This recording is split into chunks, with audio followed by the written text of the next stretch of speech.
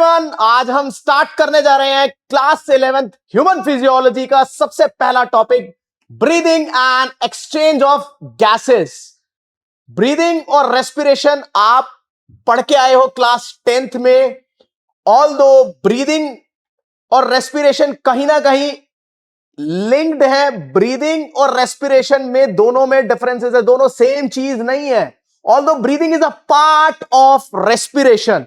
तो आओ, कोशिश है मेरी आपको कि वन शॉट में इस चैप्टर को हम खत्म करेंगे, पूरी सीरीज कंप्लीट करेंगे। आओ देखते हैं। तो सबसे पहले हम अगर ब्रीदिंग की बात करें तो कुछ हमारे की पॉइंट्स हैं जिनको हम कवर करेंगे, जैसे breathing and cellular respiration, types of cellular respiration, mechanism of gaseous exchange in vertebrates, human respiratory system, और mechanism of breathing and artificial respiration, respiratory disorders करेंगे हम इसमें। तो सबसे पहले हम समझते हैं कि ब्रीदिंग और सेलुलर रेस्पिरेशन में क्या डिफरेंस है। देखो, अगर मैं ब्रीदिंग की बात कर रहा हूं तो ब्रीदिंग में सिर्फ और सिर्फ इनहेलेशन एंड एक्सहेलेशन इन्वॉल्व है। Inhale of oxygen and exhale of CO2, ठीक है।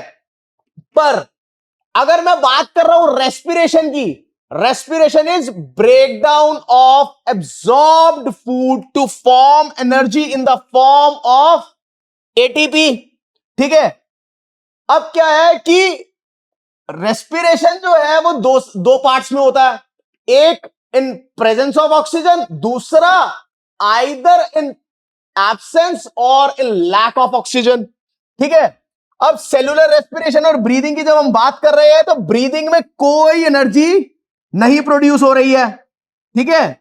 बट रेस्पिरेशन में क्या है, एनर्जी रिलीज होती है। किस फॉर्म में एनर्जी रिलीज होती है भाई? ATP की फॉर्म में। ATP क्या है हमारा? एडिनोसिन ट्राइफॉस्फेट, जिसको हम क्या कहते हैं? एनर्जी करेंसी भी कहते हैं।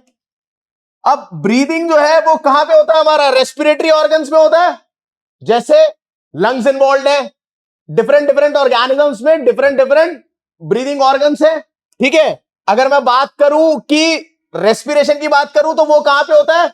सेल्स के अंदर होता है। और देखा जाए तो ब्रीदिंग एक फिजिकल प्रोसेस है और रेस्पिरेशन जो है हमारा एक बायोकेमिकल प्रोसेस है, ठीक है। अगर मैं बात करूं यहां पे सेलुलर रेस्पिरेशन की या ब्रीदिंग की, ब्रीदिंग में अगर मैं देख रहा हूं यहां पे क्या है भाई, एक बार दोबारा गो थ्रू करते हैं। ऑक्सीजन क्या हो रही है यहां पे? इनहेल हो रही है और CO2 रिलीज हो रही है। सिर्फ और सिर्फ एक फिजिकल प्रोसेस है। ब्रीदिंग में जो ऑक्सीजन आ रही है, ब्रीदिंग में जो ऑक्सीजन आ रही है, इस ऑक्सीजन का यूटिलाइजेशन हो रहा है।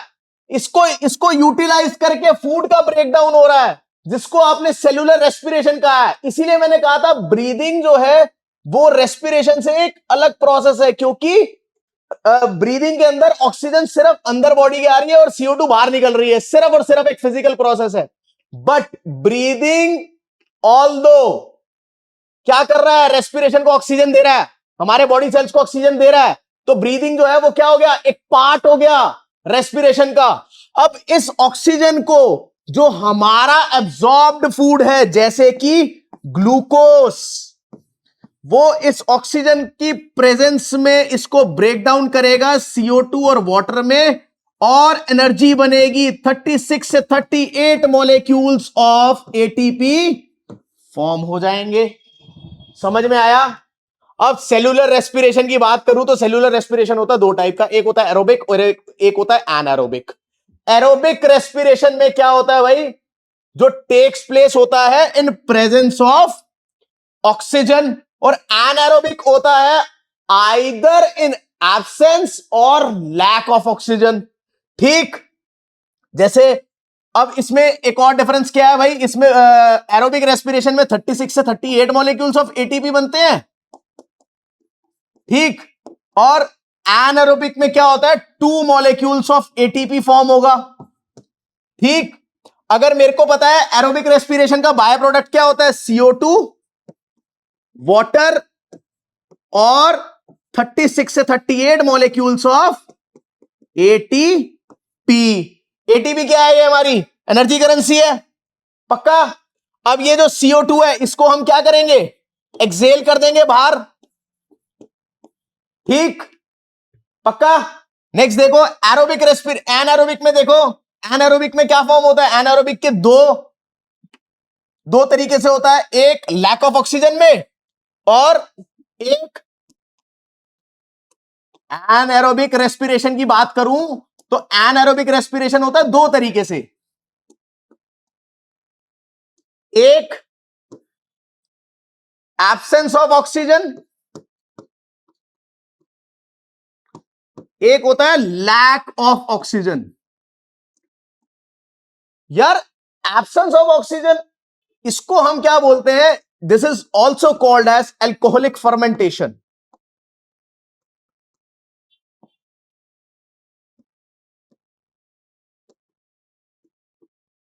ये कहां पे होता है? ये यीस्ट में होता है, हमारे में नहीं होता है। ये कहां पे?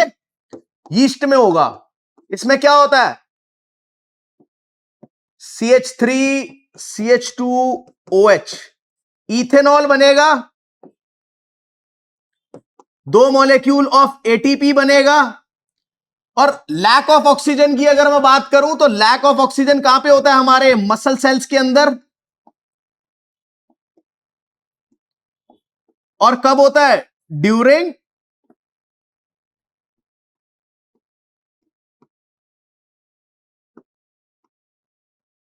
जब आप कोई विगरस वर्कआउट कर रहे हो या आप कोई स्पोर्ट खेल रहे हो। आपने बहुत बार देखा होगा कि जितने भी एथलीट्स होते हैं उनमें कई बार क्रैम्प्स उनको कॉज होते हैं ड्यूरिंग मैच या गेम टाइम में। अब वो क्रैम्प होते किस वजह से हैं? क्योंकि यहां पे जो प्रोडक्ट बन रहा है, यहां पे प्रोडक्ट बनेगा लैक्टिक एसिड। क्या बनेगा? लैक्टिक एसिड जो है वो बाय प्रोडक्ट है और 2 मॉलिक्यूल ऑफ ATP बनेंगे यहां पे। ये लैक्टिक एसिड जो है ये कॉज करेगा क्या? क्रैम्प्स।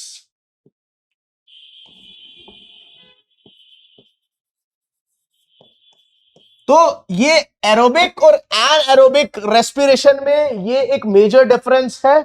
अगर मैं बात करूं कि वहां पे ज्यादा मॉलिक्यूल ऑफ ATP फॉर्म हो रहे हैं और यहां पे 2 मॉलिक्यूल ऑफ ATP फॉर्म हो रहे हैं, ठीक है। अब डिफरेंट डिफरेंट ऑर्गेनिजम्स के अंदर डिफरेंट डिफरेंट क्या है? हमारे रेस्पिरेटरी ऑर्गन्स हैं। अब जैसे मैंने कहा स्पॉन्जेस हैं, सीलेंट्रेट्स हैं, फ्लैटफॉर्म है, on the movement of water through them for gaseous exchange. अब क्या होता है? कुछ एक्वेटिक ऑर्गेनिजम्स हैं। अब कहीं पे क्या होता है एक्वेटिक ऑर्गेनिजम्स के अंदर? जहां पे रेस्पिरेटरी ऑर्गन हमारे में क्या है? लंग्स, उनके में क्या होते हैं? कईयों में गिल्स होते हैं। कुछ ऐसी फिशेस भी होती है जिनके अंदर क्या होते हैं?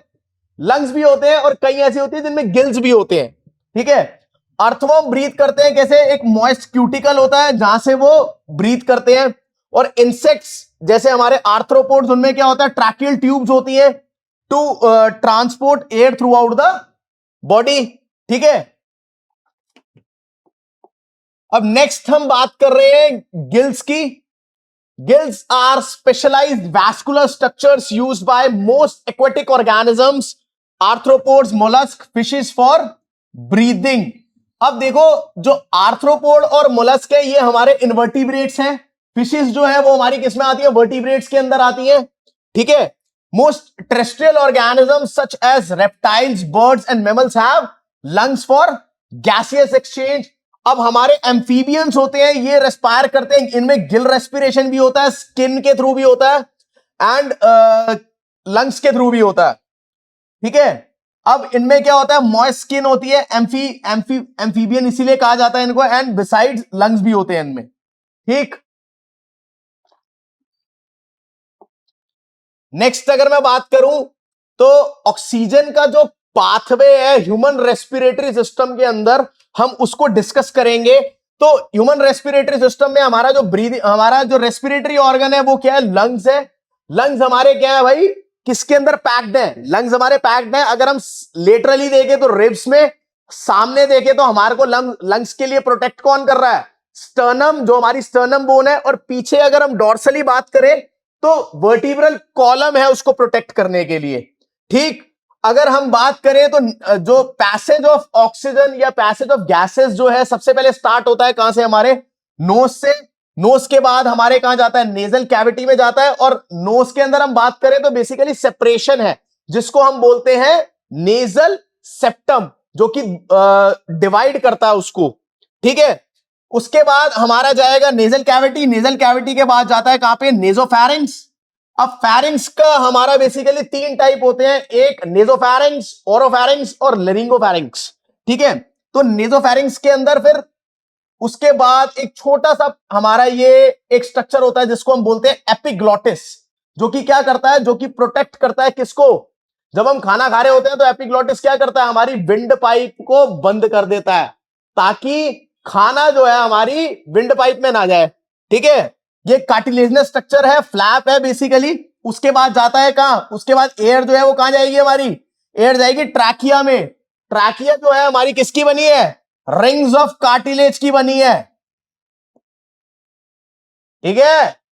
अब ट्रैकिया के अंदर जब एयर जा रही है, ट्रैकिया के अंदर जाने के बाद यहां पे डिवीजन स्टार्ट हो जाता है, ट्रैकिया डिवाइड हो जाती है 2 हिस्सों में, ठीक है, जिनको हम क्या बोलते हैं, ब्रोंकाई बोलते हैं। क्या बोलते हैं, bronchi. And then at last फिर primary bronchi, secondary bronchi, tertiary bronchi. देखा जाए अगर मैं बात करूं, सबसे पहले नॉस्ट्रिल्स, नॉस्ट्रिल के बाद हमारा जाए नेजल कैविटी, नेजल कैविटी के बाद नेजोफैरिंक्स,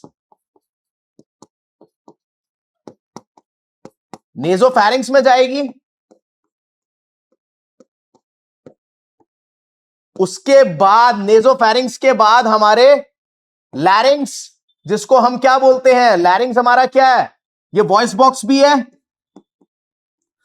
लैरिंग्स के बाद ट्रैकिया,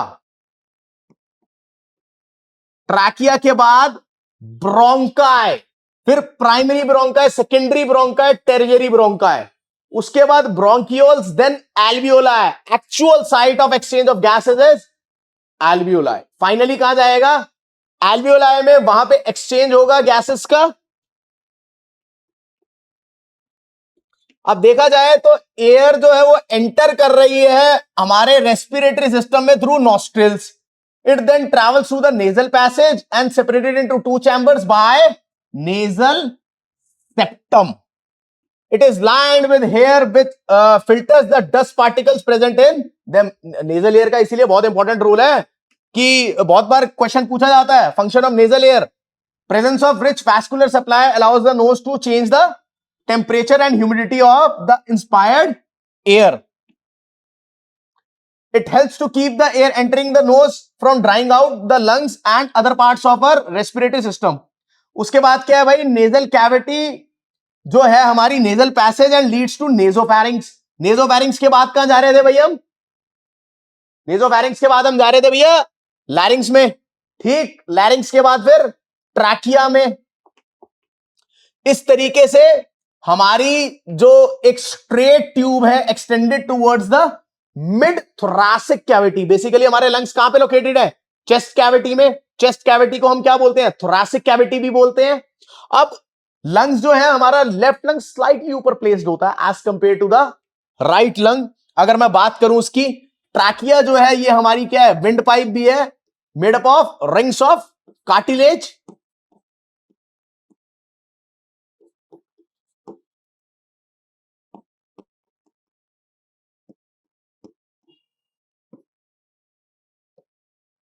पक्का. नेक्स्ट फिर ब्रोंकाई, प्राइमरी, सेकेंडरी, फिर टेरिशरी, लास्ट में ब्रोंकियोल. ब्रोंकियोल के बाद एल्वियोलाई. एल्वियोलाई क्या है, हमारी actual site of exchange of gases, site of exchange of gases. भैया फाइनल एक्सचेंज कहां पे होगा गैसेस का, एल्वियोलाई में जाने के बाद होगा. एल्वियोलाई जो है वो हमारी क्या होती है, रिचली सप्लाइड होती है किसके साथ, ब्लड वेसल्स के साथ, ठीक है. तो अब एल्वियोलाई के बाद डायरेक्टली ऑक्सीजन जो हम इनहेल कर रहे हैं वो कहां डिफ्यूज हो जाएगी, ब्लड में. ब्लड में फर्दर फिर उसको ट्रांसपोर्ट किया जाएगा थ्रू आउट बॉडी. वो ऑक्सीजन हमारे सेल्स के पास पहुंचेगी, सेल्स सेलुलर रेस्पिरेशन करेंगे, CO2 रिलीज करेंगे.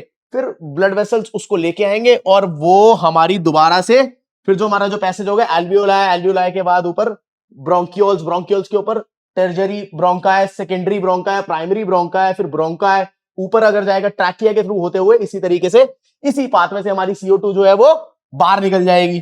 ठीक है। अब लेफ्ट और राइट में जब डिवाइड होता है उसको बोला जाएगा क्या, हमारा ये ब्रोंकाई हमारा सबसे पहले जो जहां पहला डिवीजन होता है उसको बोलते हैं प्राइमरी ब्रोंकाई। उसके बाद वो ब्रोंकाई फर्दर जैसे जैसे डिवाइड होता जाएगा, secondary bronchi, tertiary bronchi, at last आते आते वो हमारा ब्रोंकियोल्स पे आ जाता है। और फिर उस ब्रोंकियोल्स हमारे जो है फर्दर कनेक्टेड होते हैं किसके साथ, एल्वियोलाई के साथ, जिसको हम क्या बोलते हैं, बैलून लाइक स्ट्रक्चर भी बोलते हैं। एल्वियोलाई, यहां पे क्या होगा, एल्वियोलाई के अंदर O2 आएगा, ये फर्दर हमारे ब्लड में चली जाएगी। अब ब्लड क्या करेंगे, ब्लड CO2 लेकर आएगा उन सेल्स के थ्रू और CO2 बाहर की तरफ निकल जाएगी। ठीक है।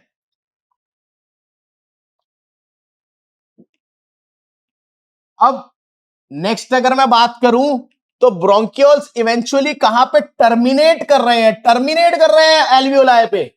Alveoli are small sac like structure that swell when air enters them. अब क्या होता है, बैलून है उसमें हवा भरी, उसी तरह क्या होगा, जैसे ही ऑक्सीजन आएगी वो भर जाएगा पूरा, और उसके बाद जैसे ही हमारी CO2 बाहर निकलेगी और वो फिर से दोबारा वैसा हो जाएगा। तो alveoli are close contact with the blood capillaries. Blood capillaries क्या है, हमारे ब्लड वेसल्स हमारे 3 टाइप के होते हैं।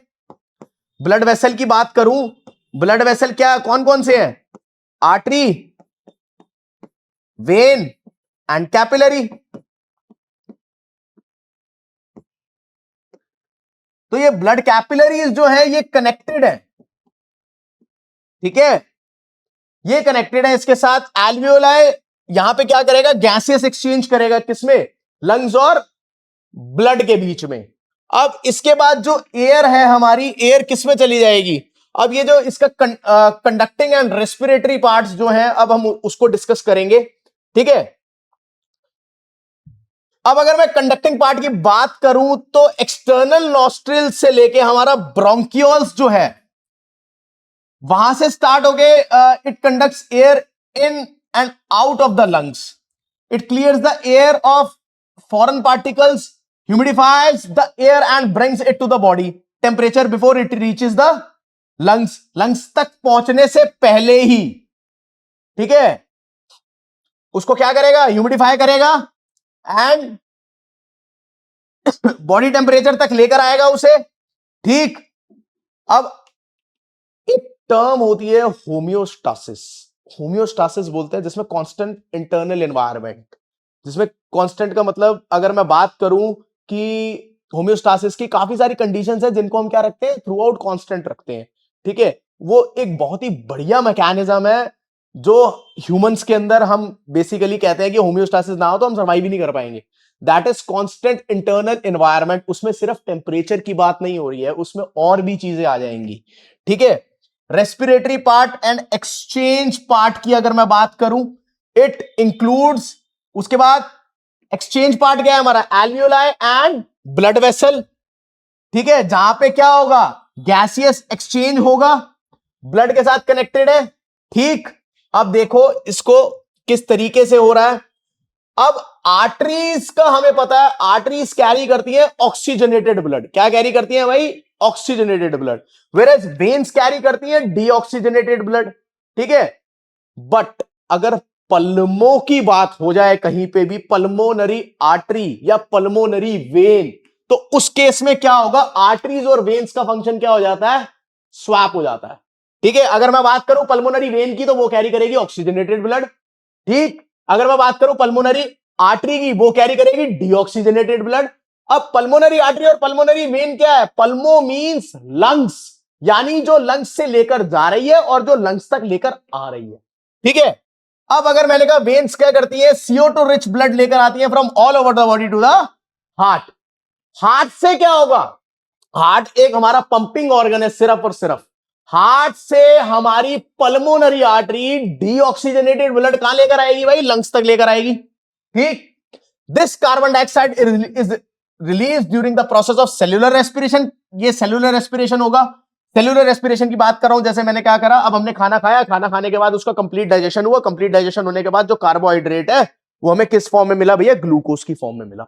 अब उस ग्लूकोज का मैंने ऑक्सीजन की प्रेजेंस में यानी एरोबिक रेस्पिरेशन करके उस ग्लूकोज को ब्रेक डाउन करा, किसमें, कार्बन डाइऑक्साइड और वाटर में, और यहां पे 36 से 38 molecule of 36 to 28 molecules of ATP are formed. ठीक, अब ये जो ब्लड है, अब जो CO2 है वो सेल से डिफ्यूज होके कहां जाएगी, ब्लड में जाएगी।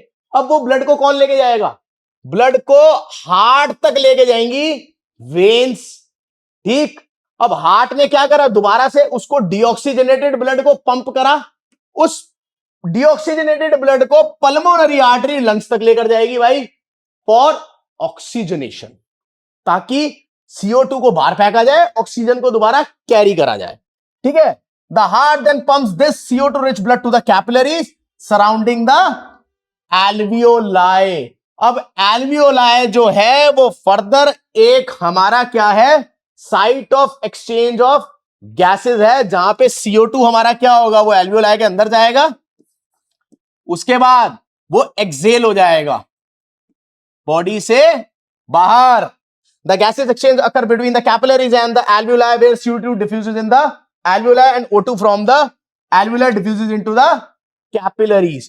अब क्या होगा, alveoli से O2 तो आ जाएगा हमारा ब्लड में, उस O2 को ट्रांसपोर्ट करने के लिए हमारा ट्रांसपोर्टेशन सिस्टम है। ठीक है, और जिसमें हार्ट हमारा क्या है, एक ट्रांसपोर्टिंग ऑर्गन है, बेसिकली पंपिंग ऑर्गन है, पंप करेगा और ब्लड थ्रू आउट बॉडी क्या होगा, ट्रांसपोर्ट होगा, और वो ऑक्सीजन जो है थ्रू आउट हर सेल में पहुंचेगी, और उस हर एक सेल क्या करेगा, उस ऑक्सीजन को यूटिलाइज करेगा और सेलुलर रेस्पिरेशन करेगा, जिसका बाय प्रोडक्ट है CO2।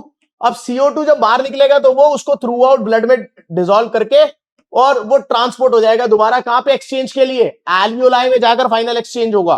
ठीक, अगर मैं बात करूं इसके बाद, now the oxygen rich blood from the capillaries is carried to the heart which pumps it throughout the body via arteries. अब क्या होता है, ऑक्सीजन रिच ब्लड जो है वो कैपिलरीज के थ्रू पहुंचा भैया हार्ट में। ठीक है, उसको हार्ट तक लेकर कौन जाएगा, पल्मोनरी वेन लेकर जाएगी। अब हार्ट ने उसको पंप करा, और जो हमारी आर्टरी है, मेजर आर्टरी जैसे जिसमें हम बात करते हैं, जैसे आओटा, आओटा अब ऑक्सीजनेटेड ब्लड को थ्रू आउट बॉडी लेकर जाएगी, थ्रू आउट बॉडी में जितने भी ऑर्गन्स है सबके पास आउटा लेकर जाएगी। Meanwhile the CO2 rich air is excelled by the lungs. साथ के साथ क्या हो रहा है, CO2 बाहर निकल रही है।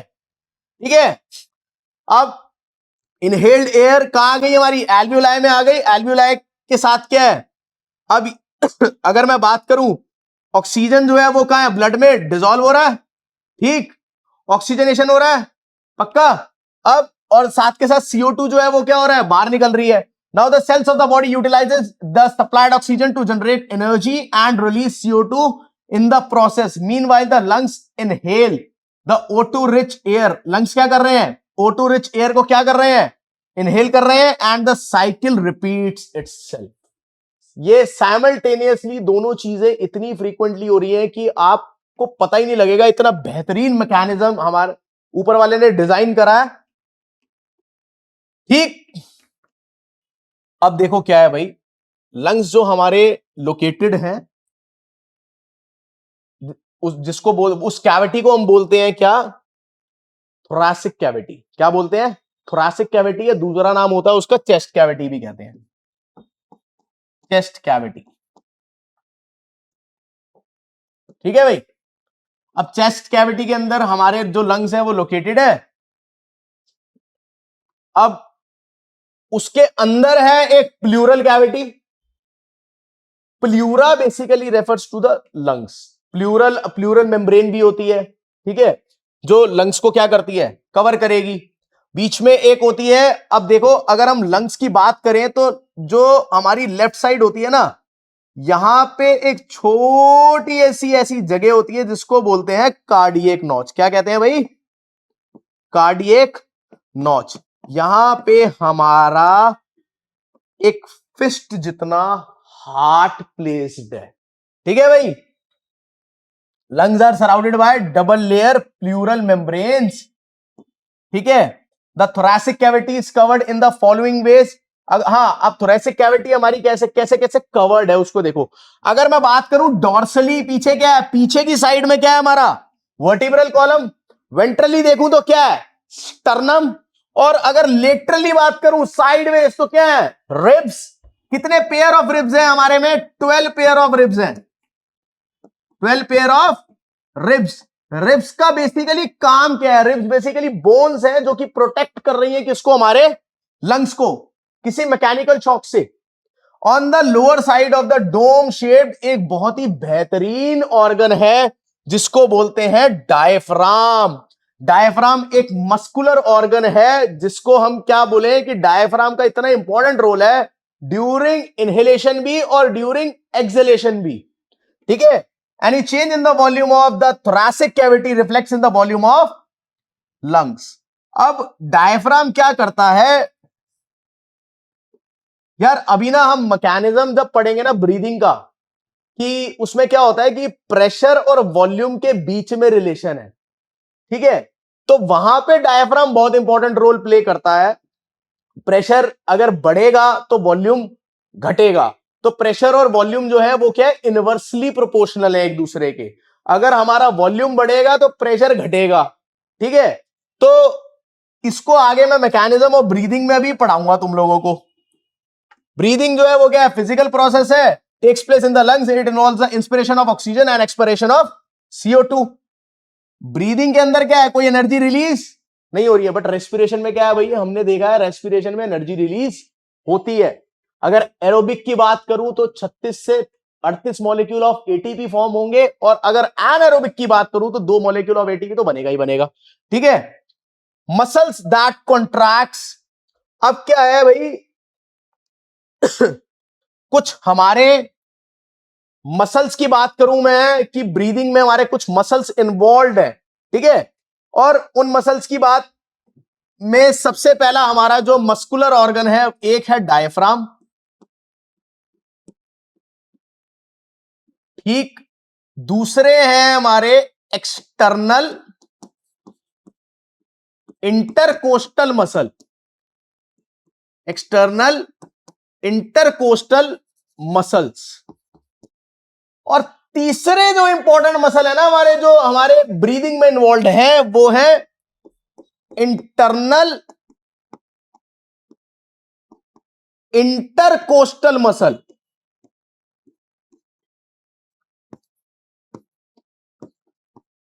अरे सर ये क्या चीज है, देखो इसको सीखने से पहले हमें पता होना चाहिए एक टर्म होती है प्रेशर ग्रेडियंट, जिसका मतलब है कोई भी गैस हमेशा हायर प्रेशर से लोअर प्रेशर में मूव करेगी, ठीक है, जिसको बोलते हैं प्रेशर ग्रेडियंट। हाई प्रेशर से लो प्रेशर में जाएगी, ठीक है। और अगर मैं बात करूं कि प्रेशर और वॉल्यूम की, प्रेशर और वॉल्यूम क्या होते हैं इनवर्सली प्रोपोर्शनल है एक दूसरे के। यानी अगर वॉल्यूम बढ़ेगा तो प्रेशर क्या होगा, हमारा प्रेशर घटेगा, और अगर हमारा प्रेशर बढ़ेगा तो वॉल्यूम घटेगा, ठीक है। तो होता क्या है, डायफ्राम का बेसिकली क्या है, एक बहुत इंपॉर्टेंट रोल है इनहेलेशन के टाइम पे। डायफ्राम क्या करता है, कॉन्ट्रैक्ट करता है तो नीचे की तरफ क्या होगा, नीचे की तरफ मूव करेगा, और डायफ्राम कैसा हो जाएगा, फ्लैट हो जाएगा। कैसा हो जाएगा, diaphragm becomes flat during contraction.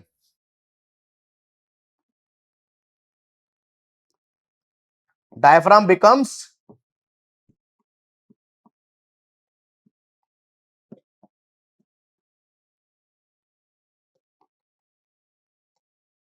During contraction. अरे यार कॉन्ट्रैक्शन के टाइम पे डायफ्राम क्या होगा, फ्लैट हो जाएगा। हाँ भैया बिल्कुल फ्लैट हो जाएगा। अब अगर डायफ्राम फ्लैट होगा तो वॉल्यूम ऑफ चेस्ट कैविटी क्या हो जाएगा, बढ़ जाएगा। वॉल्यूम ऑफ चेस्ट कैविटी बढ़ जाएगा। अगर चेस्ट कैविटी का वॉल्यूम बढ़ेगा तो pressure of air inside lungs क्या हो जाएगा, घट जाएगा। किसके कंपैरिजन में, प्रेशर ऑफ एयर आउटसाइड, यानी जिसको हम क्या बोलते हैं, एटमॉस्फेरिक प्रेशर भी बोलते हैं। तो ऑक्सीजन जो है या एयर जो है वो क्या होगी, बाहर से अंदर की तरफ आएगी, यानी हाई प्रेशर से लो प्रेशर में मूव करेगी। ठीक इसी तरीके से क्या होगा, हमारा इनहेलेशन होगा। क्या होगा भाई, इनहेलेशन होगा। और ड्यूरिंग इनहेलेशन हमारे एक्सटर्नल इंटरकोस्टल मसल जो है वो भी क्या होंगे, कॉन्ट्रैक्ट होंगे। कॉन्ट्रैक्ट होंगे तो क्या करेंगे, रिब्स को हमारे नीचे की तरफ क्या करेंगे, रिब्स को फॉरवर्ड की तरफ, आगे की तरफ। अगर हम सांस ले तो क्या होता है, रिब्स हमारे कहां मूव कर रहे हैं, अपवर्ड एंड फॉरवर्ड, आगे भी आ रहे हैं और ऊपर भी मूव कर रहे हैं। ठीक है, इस तरीके से क्या है, रिब केज एक्सपैंड हो जाएगा अपवर्ड्स एंड आउटवर्ड्स। अब चेस्ट कैविटी जो है वो क्या है, उसका साइज बढ़ रहा है ताकि एयर बाहर से कहां आ जाए, अंदर की तरफ आ जाए। डायफ्राम कैसा हो रहा है, नीचे की तरफ पुल हो रहा है, नीचे की तरफ पुल हो रहा है, तो डायफ्राम कैसा हो जाएगा, फ्लैट हो जाएगा। अब डायफ्राम अगर फ्लैट होगा तो वॉल्यूम ऑफ चेस्ट कैविटी क्या हो जाएगा, बढ़ जाएगा। वॉल्यूम ऑफ चेस्ट कैविटी बढ़ेगा तो pressure of air inside lungs क्या हो जाएगा, घट जाएगा। किसके कंपैरिजन में, pressure of air outside the lungs, या जिसको हम क्या बोलते हैं, एटमॉस्फेरिक प्रेशर भी कहते हैं। एयर जो है फिर क्या होगा, हमारा बाहर से अंदर की तरफ आएगी और इनहेलेशन हो जाएगा। पक्का यहां तक सब क्लियर होना चाहिए। Diaphragm contracts and down and moves downwards, and external intercostal muscle contracts and moves the ribs upwards and outwards. कैसे मूव करेंगे, upwards और outwards, ताकि चेस्ट कैविटी का जो वॉल्यूम है वो बढ़ जाए। ठीक है, the intra pulmonary volume increases, intra यानी विद इन, पल्मोनरी वॉल्यूम यानी volume of air inside lungs, and pressure decreases. This creates low pressure inside the lungs, air moves from outside to the inside bringing about inhalation। अब क्या होगा, air जो है हमारी बाहर से अंदर की तरफ आ जाएगी, यानी हाई प्रेशर से लो प्रेशर में मूव कर जाएगी। ठीक, नेक्स्ट इज, अगर मैं एक्सपायरेशन की बात करूं तो उस टाइम पे हमारे जो डायफ्राम है वो क्या करेगा, डायफ्राम रिलैक्स करेगा। अब डायफ्राम रिलैक्स कर रहा है तो कैसा हो जाएगा, दोबारा से इसी शेप का हो जाएगा, डोम शेप्ड। इसको क्या बोलते हैं, डोम शेप्ड का डायफ्राम दोबारा से हो जाएगा भाई। ठीक है, एंड अगर मैं बात करूं रिबकेज के जो हमारे एक्सटर्नल इंटरकोस्टल मसल्स हैं वो क्या करेंगे, वो रिलैक्स होंगे। ठीक है, comes back downwards and inwards. इसी के साथ साथ एक और बहुत इंपॉर्टेंट चीज बता रहा हूं यहां पे, internal intercostal muscle, internal intercostal muscle हमारे क्या होंगे, अरे ये कॉन्ट्रैक्ट हो जाएंगे, जिसकी वजह से क्या होगा, रिब्स को वो डाउनवर्ड्स और इनवर्ड्स पुश करेंगे, अपनी तरफ पुल करेंगे बेसिकली। ठीक है, अब क्या होगा, उसकी वजह से क्या होगा, जब ये हमारा दोबारा से उसी शेप का हो गया, डोम शेप्ड हो गया, वॉल्यूम ऑफ चेस्ट कैविटी क्या हो जाएगा, घट जाएगा। वॉल्यूम ऑफ चेस्ट कैविटी घट जाएगा। वॉल्यूम ऑफ चेस्ट कैविटी घट जाएगा तो वॉल्यूम और प्रेशर क्या है हमारे, इनवर्सली रिलेटेड है। अगर घटेगा तो pressure of air inside lungs क्या हो जाएगा, बढ़ जाएगा। अब प्रेशर बढ़ेगा एयर का लंग्स के अंदर, किसके कंपैरिजन में, pressure of air outside the lungs. तो एयर जो है वो मूव करेगी कैसे, हाई प्रेशर से लो प्रेशर में। इसी वजह से क्या होगा, एयर अंदर से बाहर की तरफ जाएगी, जिसको हम क्या कहते हैं, एक्सहेलेशन कहते हैं। देखो भाई, while breathing out the diaphragm relaxes and the volume of the thoracic cavity decreases in longitudinal direction। ठीक है, longitudinally अगर मैं बात करूं इस तरीके से, ठीक, decrease thoracic volume reduces the pulmonary volume। अब वॉल्यूम क्या होगा, चेस्ट कैविटी का वॉल्यूम अगर आप डिक्रीज होगा तो पल्मोनरी वॉल्यूम यानी volume of air inside lungs भी क्या होगा, डिक्रीज होगा। इंट्रापल्मोनरी प्रेशर, इंट्रापल्मोनरी यानी pressure of air inside lungs increases as compare to pressure of air outside the lungs. अब हाई प्रेशर से लो प्रेशर में एयर मूव कर जाएगी और हमारी जो अंदर एयर है वो क्या होगा, वो बाहर की तरफ चली जाएगी और एक्सलेशन हो जाएगा। बहुत ही सिंपल सा साधारण सा फंडा है, इसको ज्यादा समय नहीं लगेगा समझने में। और इसके बाद हम नेक्स्ट जो बात कर रहे हैं, हम लंग वॉल्यूम्स की बात कर रहे हैं एंड कैपेसिटीज की बात करेंगे अभी। ठीक, सबसे पहले हम बात करें कि टाइडल वॉल्यूम। टाइडल वॉल्यूम यार जो बिना किसी एफर्ट के इजीली एयर अंदर आ जाए और बाहर निकल जाए आराम से, नॉर्मल रेस्पिरेशन भी कहते हैं इसको। क्या कहते हैं, नॉर्मल रेस्पिरेशन, बिना किसी एक्स्ट्रा एफर्ट के। तो जिसका अमाउंट है कितना, 500 ml होता है। ठीक है, it is the volume of air inspired और एक्सपायर्ड ड्यूरिंग नॉर्मल रेस्पिरेशन। ठीक, एक होता है क्या भाई हमारा इंस्पिरेटरी रिजर्व्ड वॉल्यूम। यार ये इंस्पिरेटरी रिजर्व वॉल्यूम क्या है, अरे यार एडिशनल वॉल्यूम, यानी आपने क्या करा, टाइडल वॉल्यूम तो है, उसके बाद फोर्सफुली आपने जो एयर इनहेल कर ली यानी ब्रीद इन कर ली फोर्सेबल इंस्पिरेशन के through, that is inspiratory reserve volume, जिसकी वैल्यू कितनी है, 2500 से 3000 ml। पक्का।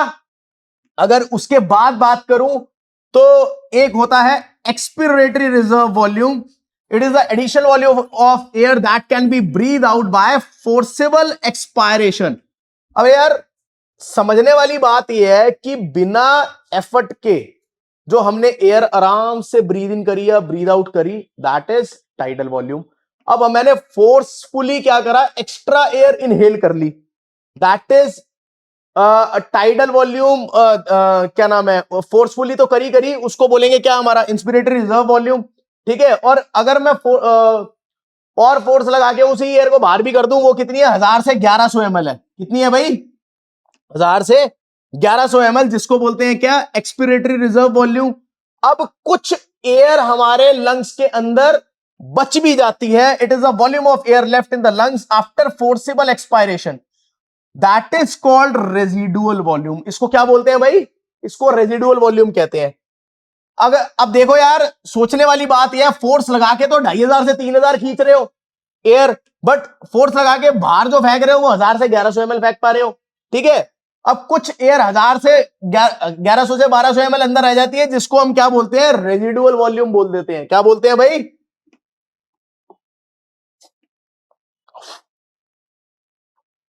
अब नेक्स्ट जो चीज पढ़नी है, हमने पढ़नी है भाई इंस्पिरेटरी कैपेसिटी। इंस्पिरेटरी कैपेसिटी होती है भाई कितनी एयर टोटल आप एट मैक्स अंदर ब्रीद इन कर सकते हो। आप टाइडल वॉल्यूम पता है 500 ml तो वैसे खींच सकते हो, अगर आप फोर्स लगाओगे तो करीब करीब 2500 से 2750 ml आप क्या कर सकते हो भाई, खींच सकते हो। That is equal to 3250 ml। ठीक है, that can be inspired after normal expiration. ठीक है, फंक्शनल रेजिडुअल कैपेसिटी क्या होता है, अब इसकी बात करूं, ये इंस्पिरेटरी कैपेसिटी है, दैट इज टाइडल वॉल्यूम। इसको बोलेंगे क्या, tidal volume plus inspiratory reserved volume.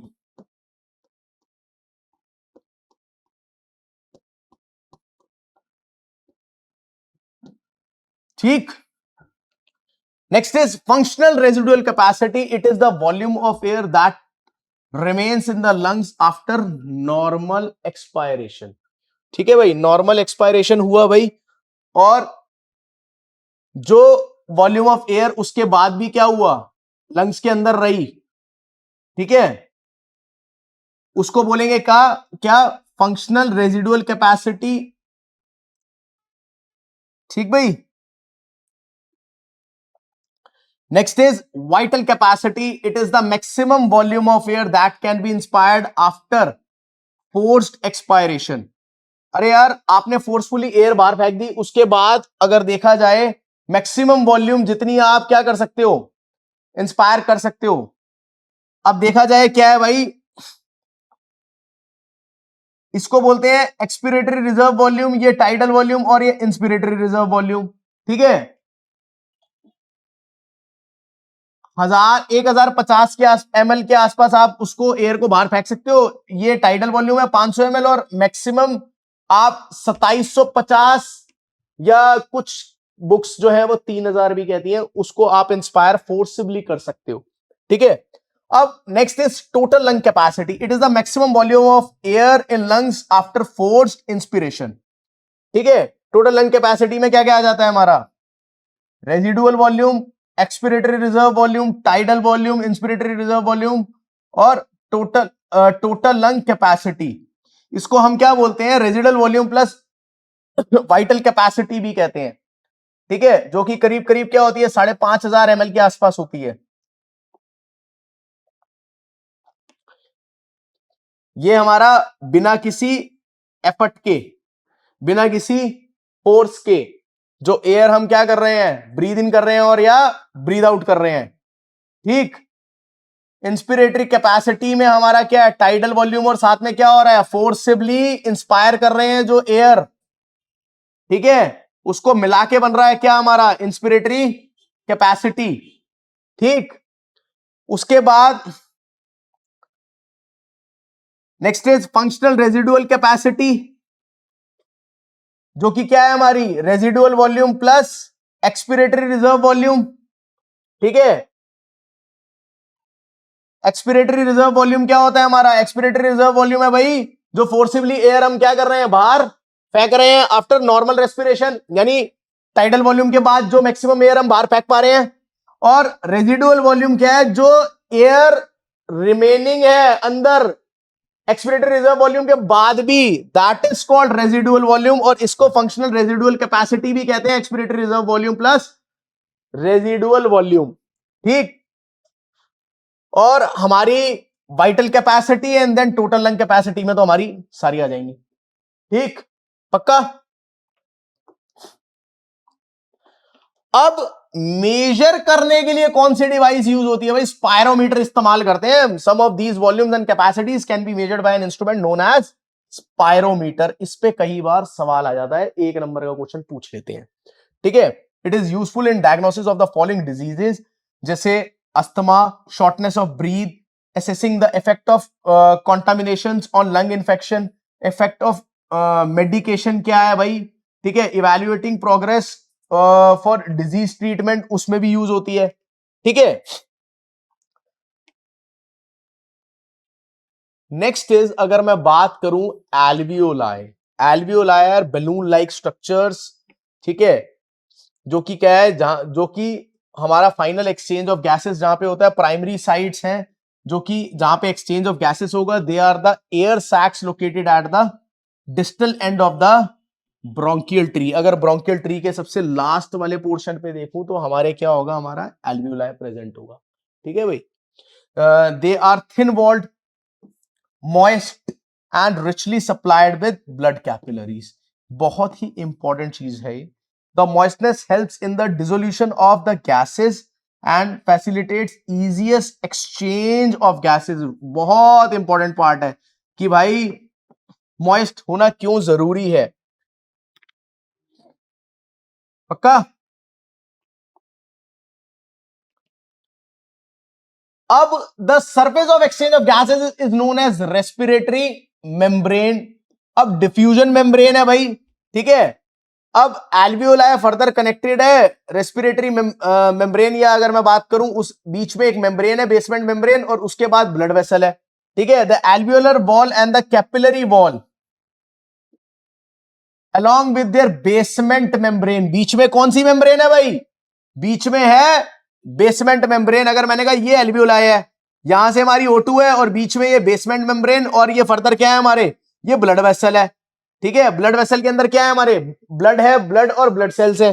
ठीक, these gases have to cross this membrane order to enter into the blood stream in the blood capillaries. अगर मैं बात करूं सबसे पहले एल्वियोलाई में, एल्वियोलाई के बाद बेसमेंट मेम्ब्रेन, बेसमेंट मेम्ब्रेन के बाद कहां जाएगा भाई, कैपिलरी वॉल में जाएगा और उसके बाद ब्लड में जाएगी। ठीक है। अगर एक्सटर्नल रेस्पिरेशन की बात करें, exchange of air that takes place between the blood capillaries and the alveoli, इसको बोलते हैं क्या भाई, एक्सटर्नल रेस्पिरेशन। अब होगा क्या कि एल्वियोलाई और ब्लड कैपिलरीज में जो एक्सचेंज हो रहा है, ठीक है, diffusion of O2 occurs from the alveoli to the blood due to partial pressure difference। ये मैंने आप लोगों को बता ही दिया है कि प्रेशर ग्रेडियंट क्रिएट हो जाता है और हाई प्रेशर से लो प्रेशर में मूव करेगी। ठीक है। अब ये क्या है, ये बेसिकली PO2 है। इसको PO2 को क्या बोलते हैं, पार्शियल प्रेशर ऑफ ऑक्सीजन बोलते हैं। ठीक है। अब पार्शियल प्रेशर क्या चीज है भाई, पार्शियल प्रेशर है भाई इन अ मिक्सचर ऑफ गैसेस, जो एक इंडिविजुअल गैस का प्रेशर है ना, उसको बोलते हैं partial pressure of a gas. ठीक है। अब क्या है, factors affecting the rate of diffusion किस पे डिपेंड करता है, सॉल्युबिलिटी ऑफ गैसेस की, गैसेस ज्यादा सॉल्युबल है या नहीं है। ठीक है। और पार्शियल प्रेशर पे भी डिपेंड करता है, और पार्शियल प्रेशर हमेशा अगर हायर से लोअर में मूव करेगी गैस, हाई प्रेशर से लो प्रेशर में जाएगी। Diameter of the respiratory membrane, यानी जितना ज्यादा डाया होगा उतना ज्यादा क्या होगा, रेस्पिरेटरी मेम्ब्रेन पे एक्सचेंज होगा गैसेस का, जल्दी डिफ्यूज होगी जितना बड़ा रेस्पिरेटरी सरफेस होगा। Diffusion of gases across the alveolar membrane, उस पर भी डिपेंड करेगा। ठीक। नेक्स्ट अगर उसके बाद बात करूं, a gas having high solubility, जिसकी सॉल्युबिलिटी ज्यादा है वो जल्दी डिफ्यूज होगी at faster rate than a gas having lower solubility. अब मेरे को पता है कि भाई CO2 की सॉल्युबिलिटी जो है वो 20 से 25 टाइम ज्यादा होती है एज कंपेयर टू ऑक्सीजन, इसीलिए CO2 जल्दी डिफ्यूज होती है एज कंपेयर टू ऑक्सीजन। अब पार्शियल प्रेशर क्या है, partial pressure is the pressure contributed bye an individual gas in a mixture of gases if it occupies the same volume on its own. अगर बात है कि volume भी same होना चाहिए। ठीक है। अब PO2 partial pressure of oxygen और PCO2 क्या हो जाएगा, partial pressure of carbon dioxide. ठीक भाई। A gas always moves from a region of high pressure से कहां मूव करती है भाई, लो प्रेशर में मूव करती है भाई, क्योंकि क्या फॉलो कर रही है, प्रेशर ग्रेडियंट फॉलो कर रही है। प्रेशर ग्रेडियंट,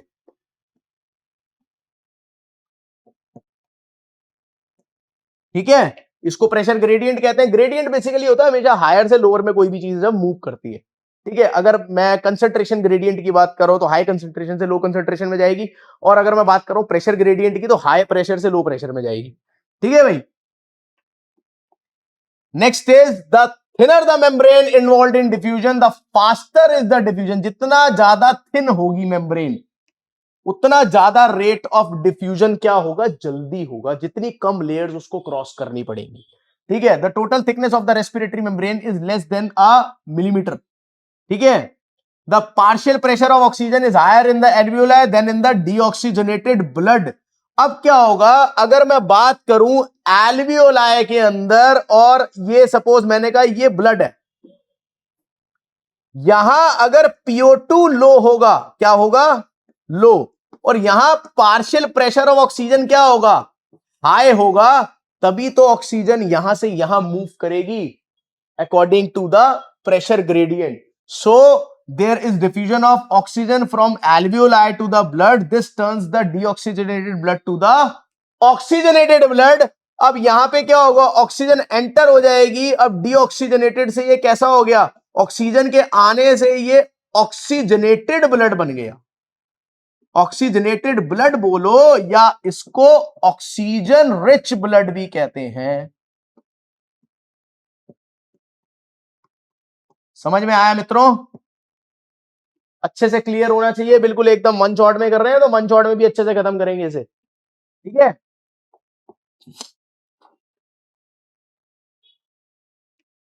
ब्लड, अब वो ब्लड जिसके अंदर ऑक्सीजन की कंसंट्रेशन ज्यादा है ना, उसको बोलते हैं क्या भाई, ऑक्सीजनेटेड ब्लड। अब और वो ब्लड जिसमें CO2 की कंसंट्रेशन ज्यादा है उसको बोलते हैं डीऑक्सीजनेटेड ब्लड। ठीक है। The capillaries bring the deoxygenated blood to the lungs which has low concentration of oxygen. अब क्या होगा, कैपिलरीज क्या करेंगी, जो बॉडी ऑर्गन से ब्लड आ रहा है वो कैसा है, डीऑक्सीजनेटेड है, ठीक है, डीऑक्सीजनेटेड ब्लड में क्या होगा, PCO2 ज्यादा होगा, ठीक है, डीऑक्सीजनेटेड ब्लड, और PO2 क्या होगा, पार्शियल प्रेशर ऑफ ऑक्सीजन क्या होगा, लो होगा। अब लो होगा तो जैसे ही ये लंग्स की तरफ पहुंचेंगे तो वहां एल्वियोलाई के वहां पे क्या होता है, एल्वियोलाई जो site of exchange of gases है वहां पे क्या होता है, पार्शियल प्रेशर ऑफ ऑक्सीजन क्या होगा, ज्यादा होगा, और वो वहां पे पार्शियल प्रेशर ऑक्सीजन का ज्यादा होगा तो एल्वियोलाई से ऑक्सीजन कहां मूव कर जाएगी, एल्वियोलाई में अगर मैं बात करूं तो PO2 क्या होता है, ज्यादा, और यहां पे ब्लड में क्या है, PO2 क्या है, लो है। तो ऑक्सीजन जो है वो हमारी एल्वियोलाई से कहां मूव कर जाएगी भैया, ब्लड के अंदर। अब ब्लड के अंदर जैसे ही ऑक्सीजन बढ़ेगी, धीरे धीरे धीरे ऑक्सीजन का पार्शियल प्रेशर धीरे धीरे क्या होगा, इंक्रीज होना स्टार्ट होगा, क्योंकि अमाउंट बढ़ रहा है ऑक्सीजन का। अब ऑक्सीजन जैसे ही धीरे धीरे बढ़ेगी तो वो ब्लड कैसा बन जाएगा, ऑक्सीजनेटेड ब्लड, धीरे धीरे करके। अब वो थ्रू आउट द बॉडी क्या होगा, हमारे बॉडी ऑर्गन्स के पास जाएगा, सेल्स उसको यूटिलाइज करेंगे, सेलुलर रेस्पिरेशन करेंगे, CO2 दोबारा प्रोड्यूस होगा, साइकिल रिपीट्स इटसेल्फ। ठीक है भाई।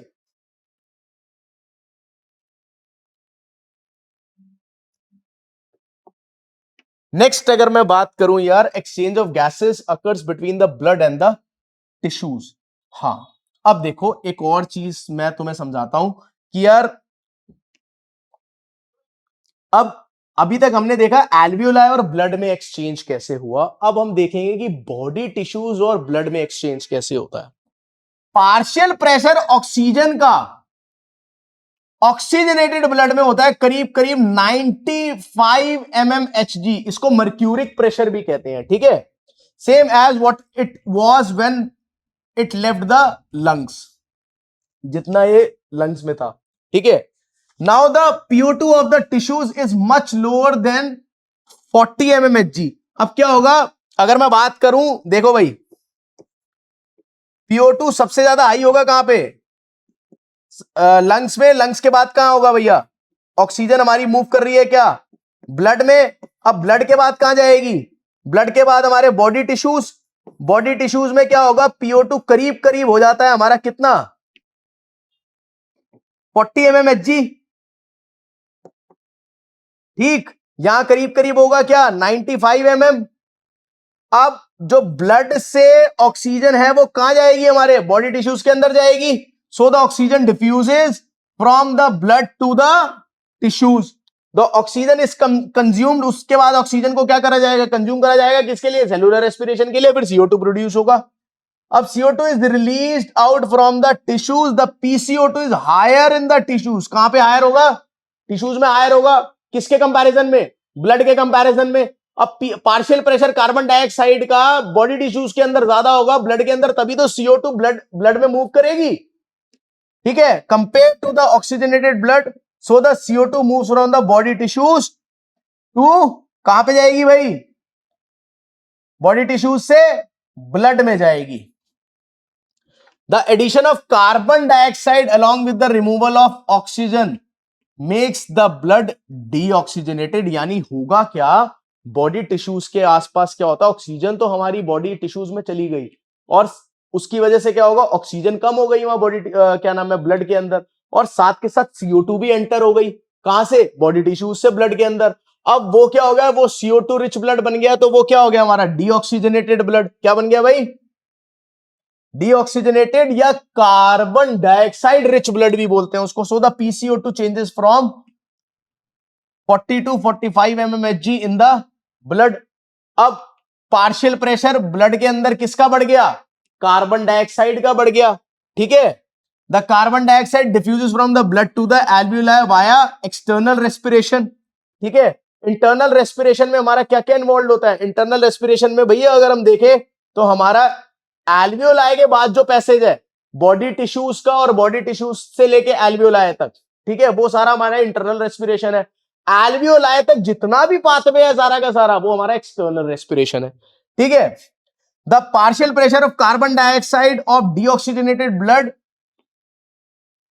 Is 45, same as what it was when it left the tissues.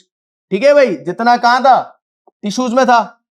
Transport of oxygen कैसे है भाई, अगर मैं ऑक्सीजन के ट्रांसपोर्ट की बात करूं,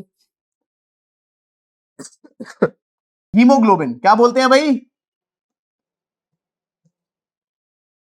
हीमोग्लोबिन कहां प्रेजेंट होता है भाई हमारे आरबीसी में, रेड ब्लड सेल में, जिसको क्या बोलते हैं, एरिथ्रोसाइट्स भी कहते हैं।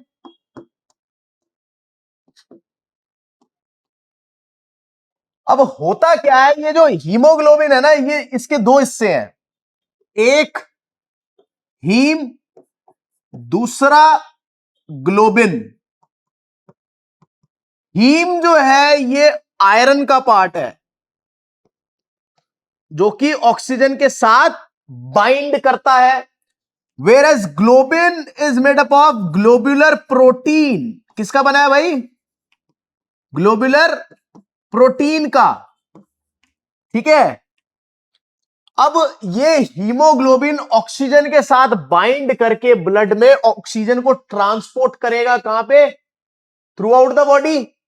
और ये क्या फॉर्म करेगा, oxygen plus haemoglobin will form oxyhaemoglobin. क्या है भाई, ऑक्सी हीमोग्लोबिन। और एक हीमोग्लोबिन मॉलिक्यूल की कैपेसिटी होती है 4 ऑक्सीजन मॉलिक्यूल को कैरी करने की। कितना भाई, 4 ऑक्सीजन मॉलिक्यूल को कैरी कर सकता है। ठीक है भाई, अब हीमोग्लोबिन क्या करता है, हमारा ऑक्सीजन को तो ट्रांसपोर्ट करता ही करता है, साथ साथ CO2 को भी करता है, बट बहुत ही कम अमाउंट में करता है।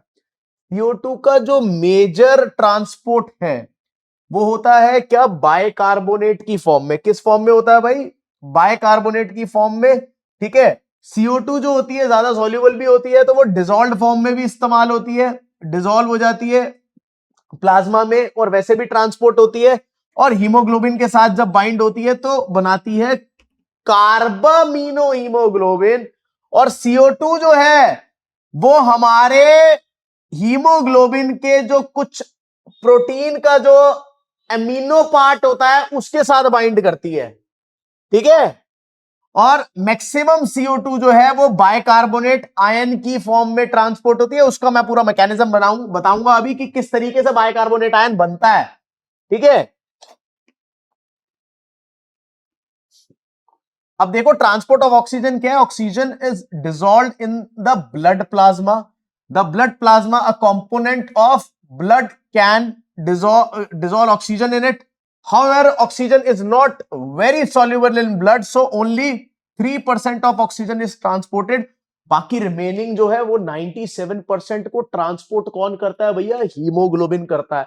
अब देखा जाए तो हमने वहां देखा था, अगर मैं पिछली वाली स्लाइड में देखूं तो अगर डिसॉल्व्ड फॉर्म में जो कार्बन डाइऑक्साइड ट्रांसपोर्ट हो रही है वो कितनी है भाई, वो 7% के आसपास है। ठीक है, और ऑक्सीजन कितनी है भाई, 3% के आसपास है डिसॉल्व होके प्लाज्मा में।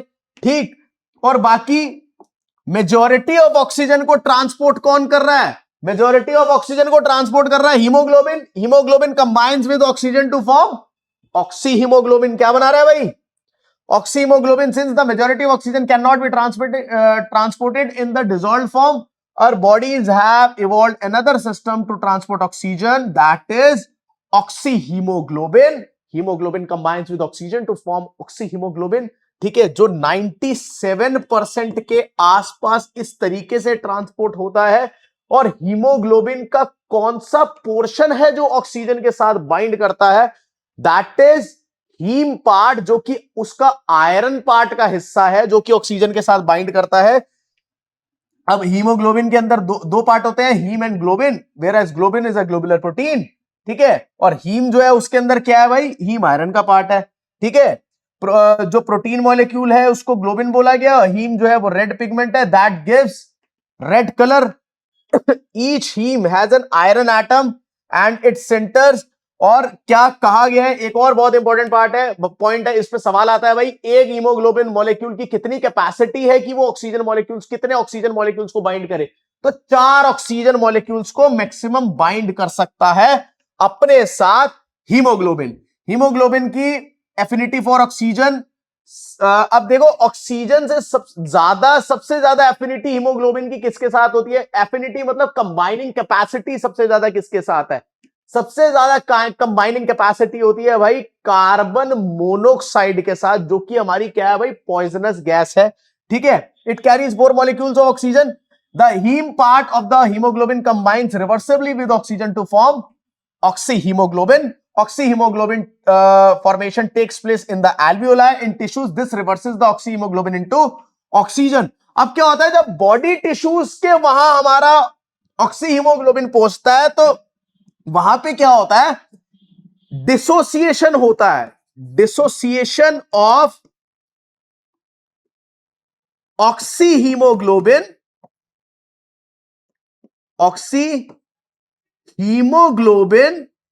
In body tissues. जो हमारे बॉडी टिश्यूज है वहां पे जाके हीमोग्लोबिन का क्या है भाई? डिसोसिएशन होगा ऑक्सीजन के साथ, तभी तो बॉडी टिश्यूज में वो ऑक्सीजन पहुंचेगी।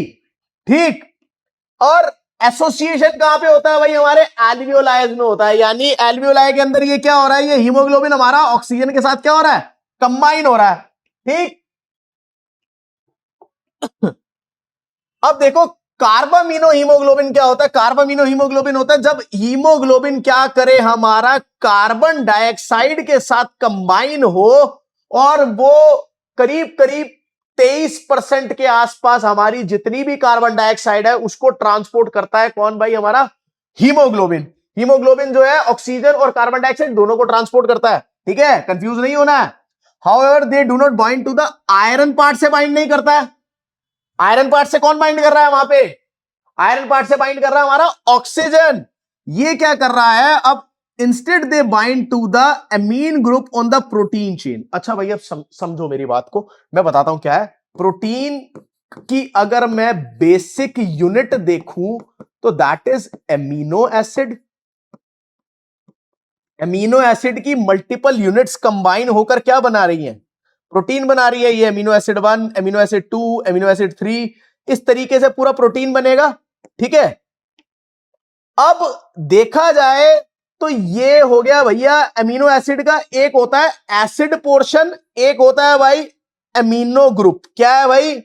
ये अमीन ग्रुप है, ये अमीनो ग्रुप है। इस अमीनो ग्रुप के साथ हमारा अटैच होगा क्या?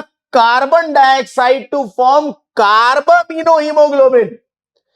ठीक है, the haemoglobin picks up carbon dioxide and forms the cells and transport it as carbaminohemoglobin all the way from the body tissues to the alveoli which is unstable molecule। अब होता क्या है? कार्बामिनोहीमोग्लोबिन यानी अब association of carbon dioxide with haemoglobin कहां पे होगा भैया? बॉडी टिश्यूज में होगा।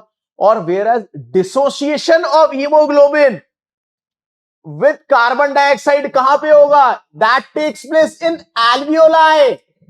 ठीक है, CO2 is dropped at the alveoli and oxygen is picked from the alveoli। Pick and drop service है भाई। हीमोग्लोबिन कंबाइन हुआ CO2 के साथ, कहां पे? टिश्यूज में। एल्वियोलाई में जाके क्या होगा? इसका रिवर्स हो जाएगा, यानी ये डिसोशिएट हो जाएगा। वेयर ऑक्सीजन का एसोसिएशन कहां पे होगा? एल्वियोलाई के अंदर। और डिसोसिएशन कहां पे होगा? बॉडी टिश्यूज के अंदर। ठीक, अब बात करते हैं डिसॉल्व्ड फॉर्म की। करीब करीब 7% के आसपास जो हमारी ऑक्सीजन है ना वो एज ए डिसॉल्व हो जाती है। किसके अंदर भाई? हमारे ब्लड प्लाज्मा में। प्लाज्मा में भी वाटर का कंटेंट होता है। ठीक है, अब मैं बात करूं भाई सॉल्युबिलिटी ऑफ CO2 जो होती है वो 20 से 25 गुना ज्यादा होती है एज कंपेयर टू ऑक्सीजन। ठीक है, therefore 7% of carbon dioxide dissolves in the blood plasma and is transported to the lungs. And the maximum transport of carbon dioxide takes place in the form of bicarbonate ion। अब bicarbonate ion ये बनता कैसे है यार? पहले तो ये समझो बाइकार्बोनेट होता क्या है। बाइकार्बोनेट होता है HCO3 नेगेटिव, ये बाइकार्बोनेट आयन है। अब होगा क्या? CO2 हमारा जो है वाटर के साथ कंबाइन होकर बनाता है H2CO3। This is called carbonic acid. क्या होता है भाई? Carbonic acid.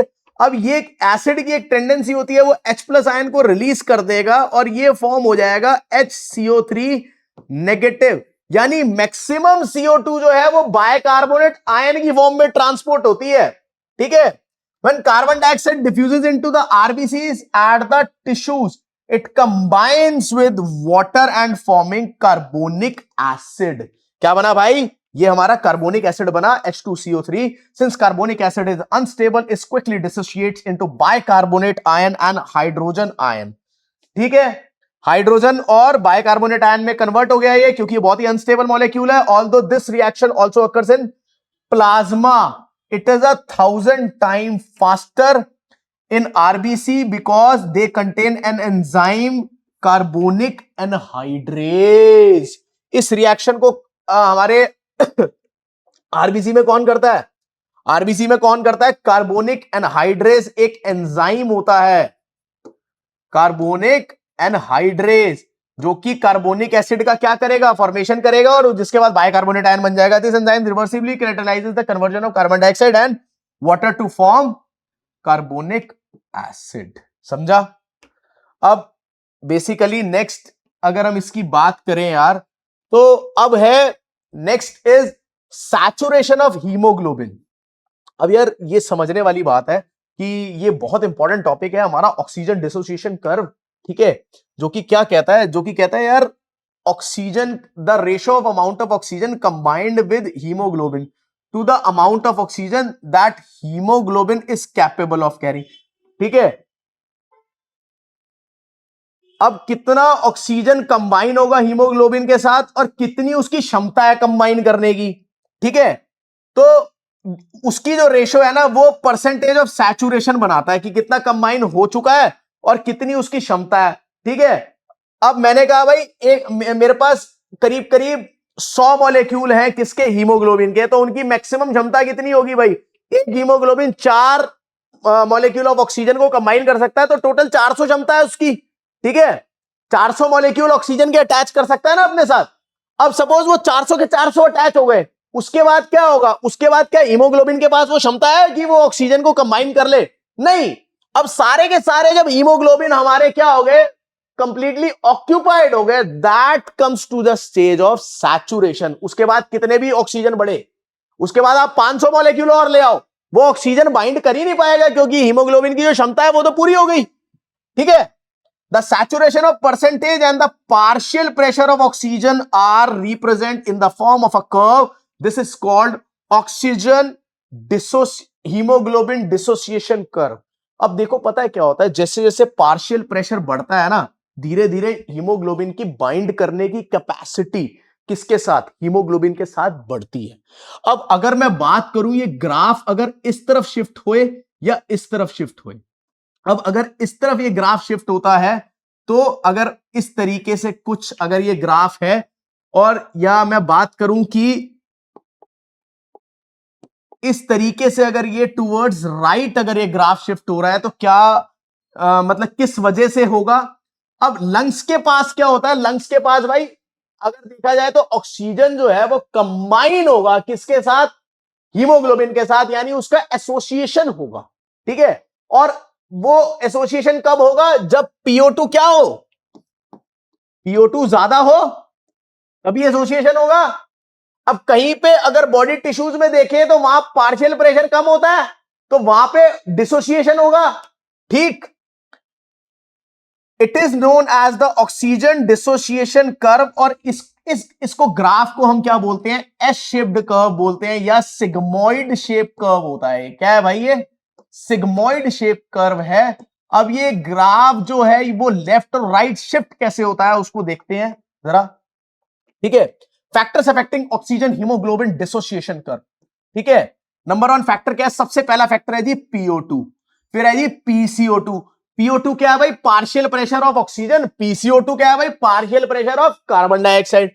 और एक बड़ा इंपॉर्टेंट हमारा फैक्टर है जिसको बोलते हैं H+ आयन कंसंट्रेशन। ठीक है, अब क्या होता है भाई, और चौथा है टेम्परेचर। अब अगर मैं एल्वियोलाई में बात करूं तो पार्शियल प्रेशर क्या होगा, ऑक्सीजन का ज्यादा होगा, partial pressure of carbon dioxide कम होगा। अब कार्बन डाइऑक्साइड का पार्शियल प्रेशर कम होगा तो वहां पे कार्बन डाइऑक्साइड भी कम होगी। अब कार्बन डाइऑक्साइड कम होगी तो CO2 और वाटर कंबाइन होके हमें पता है जी बनाता है क्या हमारा कार्बोनिक एसिड।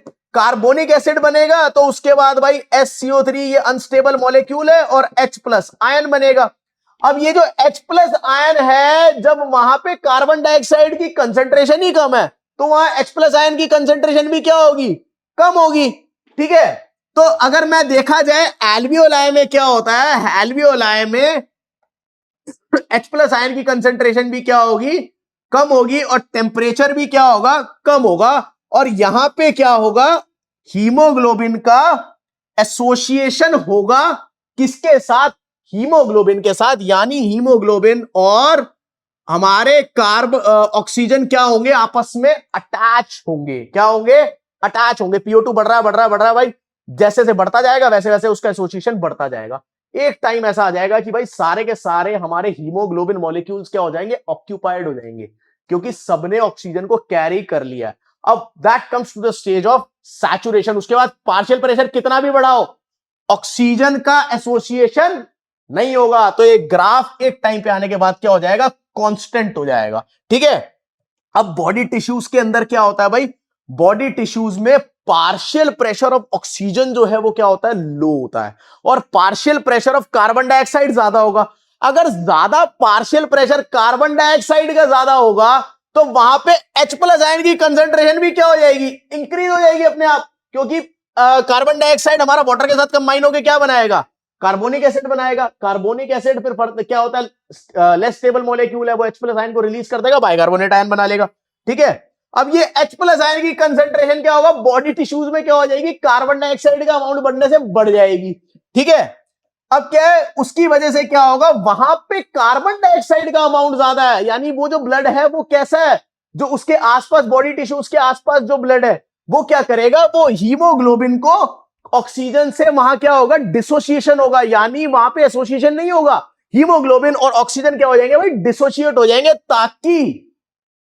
ताकि वो ऑक्सीजन बॉडी टिश्यूज के अंदर जा सके और सेलुलर रेस्पिरेशन में यूज हो सके। ठीक है, as the partial pressure of oxygen increases the affinity of haemoglobin also increases.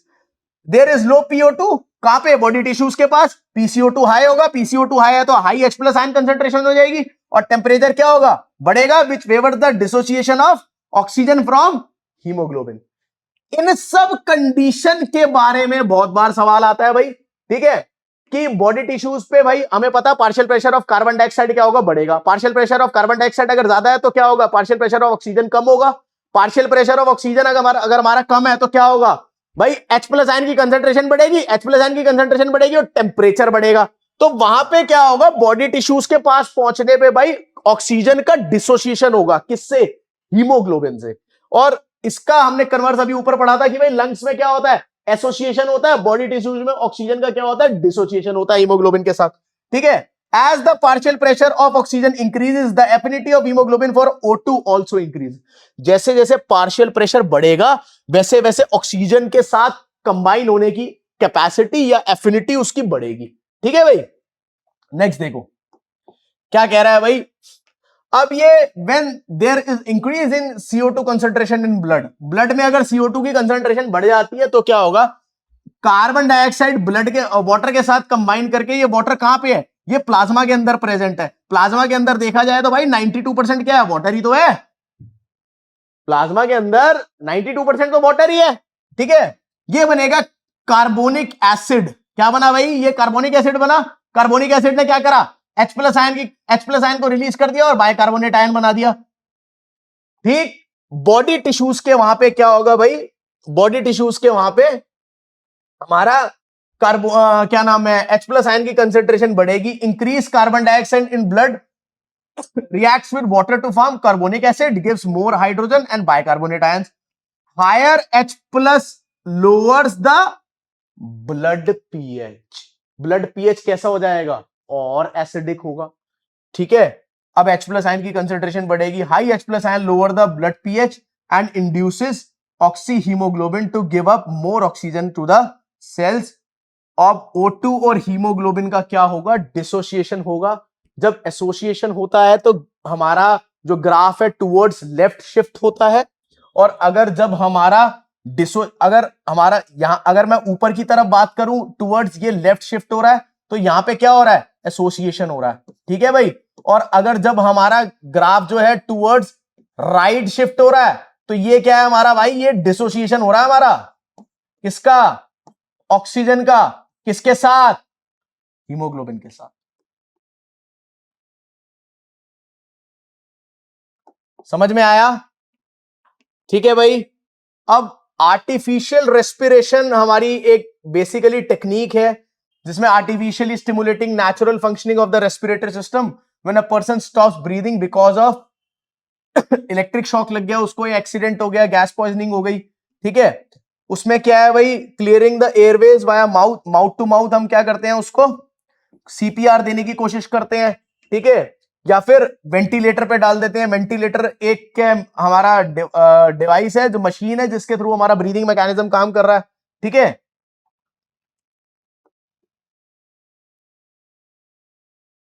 तो mechanical method can be defined as the technique through which breathing and respiration is performed with the help of an external device connected directly to the patient. अब उसको उसमें क्या है, हमारा ventilator आ जाएगा, iron lung आ जाएगा और ट्रैकियोस्टोमी ट्यूब आ जाएगी, ठीक है। ये हम दोनों, हमको ये दो टॉपिक वैसे पढ़ने नहीं है, वेंटिलेटर के बारे में थोड़ा सा आइडिया होना चाहिए कि वेंटिलेटर होता क्या है, ठीक है। और कॉमन मेथड है, मशीन है use to help the patient breathe, patients breathing through a ventilator are set to be on life support. देखो एनसीईआरटी की बात कर रहे हैं हम, अभी एनसीईआरटी की तैयारी कर रहे हैं, अगर नीट की बात करेंगे, नीट में कोई अच्छा क्वेश्चन पूछ सकता है इससे, ठीक है। अब रेगुलेशन ऑफ ब्रीदिंग जो है उसमें हमारा न्यूरल रेगुलेशन है, केमिकल रेगुलेशन है, ठीक है। न्यूरल रेगुलेशन के अंदर हमारी क्या है, दो साइड्स है, एक रेस्पिरेटरी सेंटर है हमारा, मेडुलरी रेस्पिरेटरी सेंटर, और दूसरा क्या है, पॉन्स रेस्पिरेटरी सेंटर। दोनों हमारे क्या है, इन्वॉल्व होते हैं किसमें, ब्रीदिंग में। और केमिकल एरिया अगर मैं बात करूं, केमिकल रेगुलेशन क्या है, तो अब हमारे में जो इंपल्स है वो दो तरीके से ही तो ट्रांसपोर्ट हो रहा है, एक इलेक्ट्रिकल इंपल्स देखा जाए और एक केमिकल इंपल्स, ठीक है। अब केमिकल रेगुलेशन कैसे होगा, इसका chemosensitive area adjacent to the rhythm centre and carotid bodies and aortic bodies, ठीक है।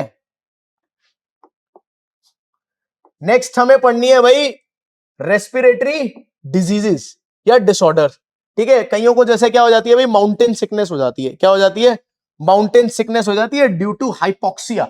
Hypoxia is lack of oxygen, वहां पे क्या होता है कि ऑक्सीजन की कमी या शॉर्टेज ऑफ ऑक्सीजन, ठीक है, occur due to the presence of thin air at high altitude. अगर हम यहां से कहीं लद्दाख की साइड में जाएंगे ना, तो वहां पे क्या होता है, यूजुअली लोगों को क्या होता है, हाइपोक्सिया की दिक्कत होती है, क्योंकि ऑक्सीजन कम हो जाती है वहां पे हाई ऑल्टीट्यूड पे जाते ही, ठीक है। सिम्टम्स क्या होगा आपको, सबसे पहला सिम्टम वॉमिटिंग जैसा फील होगा आपको, ब्रेथलेसनेस होगी यार, सांस बार बार आपको लगेगा सांस नहीं आ रही, ठीक है, हेडेक, डिसोरिएंटेशन, फटीग, थकावट फील होगी, इरिटेबिलिटी मतलब आप थोड़ा इरिटेटेड फील करोगे वहां पे। नेक्स्ट अगर मैं बात करूं ब्रोंकियल अस्थमा, जो यार एस्थमा जो है ना, ये क्रॉनिक मेडिकल कंडीशन है, ठीक है, शॉर्ट टर्म नहीं है, लॉन्ग टर्म है, ठीक है। Results in the swelling of the airway path of the lungs which result as becomes narrow. अब उसमें स्वेलो होने की वजह से क्या होगा कि भाई जो पैसेज है एयर का, वो पैसेज ही कम हो गया, वो एयर को जाने नहीं दे रहा। Due to the swelling the air path produces excess mucus making it hard to breathe. अब एयर पहुंच ही नहीं पा रही, तो आपको क्या होगा, आपको फील होगा भैया ऑक्सीजन की डिमांड बढ़ रही है बॉडी के अंदर, सांस फूलेगी, आपको लग रहा है सांस आ नहीं रही क्योंकि ऑक्सीजन पहुंच ही नहीं रही। It is caused by mould, dust mites, fragrance, cigarette smoke, cleaning chemicals and pets के थ्रू भी हो जाता है। सिम्टम्स क्या है, कफिंग होगी और डिफिकल्टी इन ब्रीदिंग होगी, ठीक है। अब कुछ हमारे बड़े डिसऑर्डर्स हैं जिसमें पल्मोनरी ट्यूबरक्लोसिस है, एम्फीसेमा है, ठीक है। मतलब एम्फीसेमा बेसिकली क्या है, शॉर्टनेस ऑफ ब्रेथ है, ठीक है। It is caused by smoking, inhalation of toxic gases. जो जो इसमें एक्टिव स्मोकर जो होते हैं वो भी होते हैं और पैसिव भी आ जाते हैं कई बार, ठीक है। Loss of elasticity in the lungs as elastic tissue is replaced by connective tissue. Alveoli become weak and their walls break down as a result lung remains inflated ही रहेंगे, ठीक है, और सांस बाहर छोड़ने में दिक्कत होगी। अब ऑलरेडी फिल्ड है, बाहर एयर निकल नहीं पा रही है, ठीक है। सिम्टम्स क्या है? Inflammation of bronchioles and alveoli, expiration becomes difficult. Preventive measure क्या है भाई? स्मोकिंग छोड़ो सबसे पहले। पोल्यूशन में जा रहे हो तो मास्क पहनो। अब जैसे आज की डेट में पोल्यूशन वाली स्टेज है, तो बाहर निकलो तो मास्क में निकलो भाई, ठीक है। और पल्मोनरी ट्यूबरक्लोसिस की बात कर रहे हैं तो माइकोबैक्टीरियम ट्यूबरक्लोसिस है, जो कि कॉज करता है किसको? पल्मोनरी ट्यूबरक्लोसिस को। It is N airborne disease and spreads by inhalation, ठीक है। बॉडी में ट्रैवल करेगा कैसे भाई? इनहेलेशन के through. It results in destruction of lung tissue when gets replaced by fibrous connective tissue. Symptoms क्या है? कफिंग है, चेस्ट पेन है, और लॉस ऑफ एपेटाइट है, भूख लगनी बंद, chills and fever, nights sweats and fatigue, थकावट लगेगी भाई। जब ऑक्सीजन ही नहीं होगी बॉडी में तो क्या होगा, ठीक।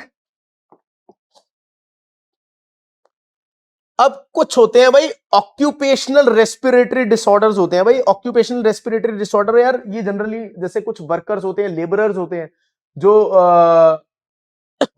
क्या नाम है, कंस्ट्रक्शन साइट्स पे काम करते हैं। It is an lung condition that arises due to the role of person at a work place, ठीक है। It occurs because of repeated exposure to certain toxins over a period of time. जैसे gas fumes, कई ऐसी chemical industries है जहां पे gas fumes निकल रहे हैं, उनको इनहेल करने की वजह से dust, silica and often seen in individuals working in mining, stone grinding जहां पे होती है, स्टोन की ब्रेकिंग होती है जहां पे, उन इंडस्ट्रीज में जहां पे,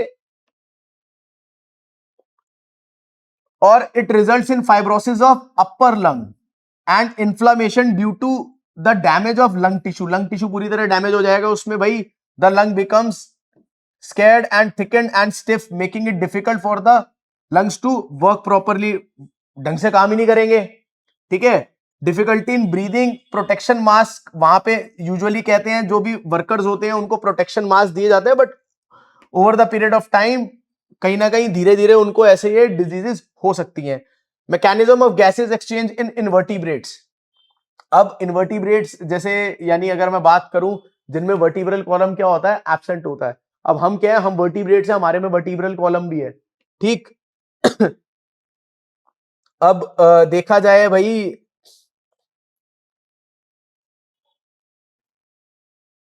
कुछ हमारे पॉरीफेरा है जिनमें जो वाटर करंट या ऑस्टिया, उनमें ऑस्कुलम भी होता है एंड ऑस्टिया जिसको हम बोलते हैं पोर होता है जहां से वाटर एंटर करता है, ठीक है। और एनिलिड्स के अंदर क्या होता है? और प्लैटीहेलमिंथेस होते हैं क्या भाई हमारे? प्लैटी का मतलब क्या होता है? फ्लैट, फ्लैट वॉर्म्स, ठीक है। इनमें डिफ्यूजन होता है किसके थ्रू? क्यूटिकल के थ्रू। और आर्थ्रोपोड्स के अंदर क्या होते हैं? स्प्रेकल्स होते हैं और ट्रैक्यूल्स होते हैं। एक्वेटिक आर्थ्रोपोड्स जो होते हैं उनमें क्या होते हैं? गिल्स होते हैं। और फिशेज में क्या होते हैं? गिल स्लिट्स होती है। फिशेज में लंग्स भी होते हैं भाई, लंग फिशेज भी होती है। एम्फीबियंस में भाई क्या होता है? स्किन रेस्पिरेशन भी होता है और लंग्स के थ्रू भी होता है, ब्यूकोफेरेंजियल भी होता है, ठीक है। बर्ड्स में क्या होते हैं? एयर सैक्स होते हैं। ह्यूमन रेस्पिरेटरी सिस्टम तो हम कर चुके हैं अच्छे से। हमारे में क्या है? लंग्स, ठीक है। इंस्पिरेशन, एक्सपायरेशन, ये सब मैं डिस्कस कर चुका हूं प्रीवियसली। कैपेसिटीज भी हम डिस्कस कर चुके हैं। Inspiratory capacity, inspiratory reserve volume, tidal volume, functional residual capacity and total lung capacity, ठीक। और एक्सचेंज ऑफ गैसेस हमने देखा, एल्वियोलाई में ऑक्सीजन जो है वो कहां जाएगी? ऑक्सीजन जाएगी ब्लड में, ब्लड से ऑक्सीजन कहां जाएगी? टिश्यूज में। टिश्यूज क्या करेंगे? CO2 को क्या करेंगे? ब्लड में गिरेंगे। ब्लड से फिर वो CO2 कहां जाएगी? एल्वियोलाई में, और एल्वियोलाई से बाहर। इंटरनल रेस्पिरेशन की बात करूं मैं, इंटरनल रेस्पिरेशन है ये वाला हिस्सा, ये, ठीक। जिसमें क्या है? इंटरनल रेस्पिरेशन में it is exchange between, takes place between blood and the body tissues. और अगर मैं इसकी बात करूं तो ये क्या है हमारा? एल्वियोलाई से लेके ब्लड में जो जा रहा है ये हमारा क्या है? एल्वियोलाई तक जो है, क्या नाम है, और एल्वियोलाई और ब्लड का जो कनेक्शन है दैट इज इंटरनल रेस्पिरेशन। ये इंटरनल है, और यहां पे देखूं तो ये क्या है? एक्सटर्नल, सॉरी, ये एक्सटर्नल है,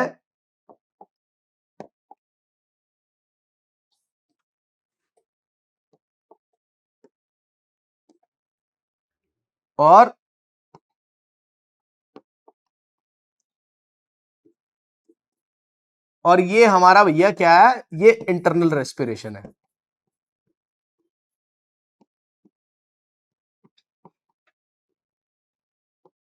ठीक, कुछ ये की पॉइंट्स हैं, इनको अच्छे से आप लोग रिवाइज कीजिएगा। आर्टिफिशियल रेस्पिरेशन जो हमने अभी बात करी है, रेस्पिरेटरी डिसऑर्डर्स, हमारे जो मेजर रेस्पिरेटरी डिसऑर्डर्स हैं। आई होप आप लोग इस चैप्टर को अच्छे से कर पाए होंगे। हम बहुत ही जल्दी एक नया चैप्टर मैं आप लोगों के लिए लेकर आऊंगा और वन शॉट में करेंगे उसको भी। Thank you.